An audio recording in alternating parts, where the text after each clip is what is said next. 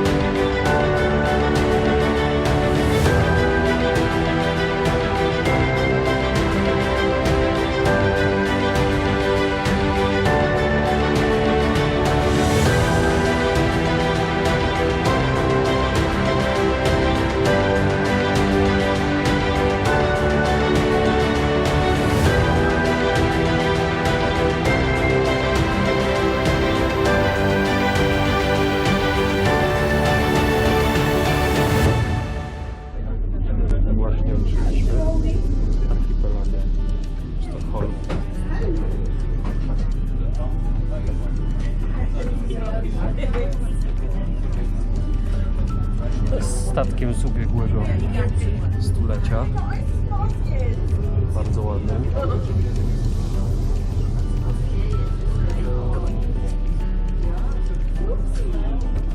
Sama podróż będzie trwała 3 godziny.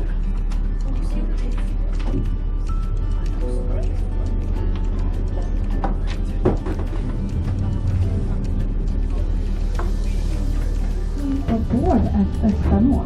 This is a Tam na tour for pokładzie. about 2 hours and 45 minutes. Then we will go into the harbor in Wstęp, just letting people on and off, so it's just a very short stop. Second deck, and if you have some further questions, you can come to me here at the second deck. If you didn't book any lunch today, but you still feel for something to eat or drink, we have the bar open for you A tak wygląda cała nasza mapa.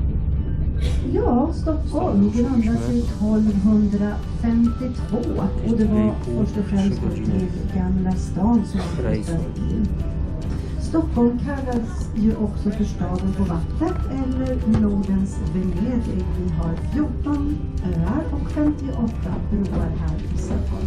Och här på höger sida har vi nu Skeppsholmen. Stockholm was founded in 1252 and it was of course to the old town people settled down. So, right in front of us, in the opposite of the Brickyard Island, we have the Weekdays Island. So we have different islands. But on Sundays, the farmers, they wanted to go to the church.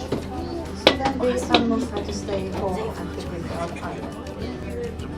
Koledzy mają teraz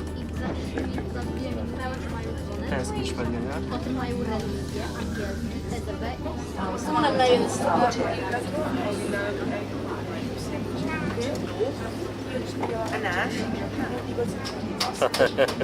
Resident area here on your right hand side, and another resident area on the left hand side. All Stockholm is all about To jest ostrość, no? islands.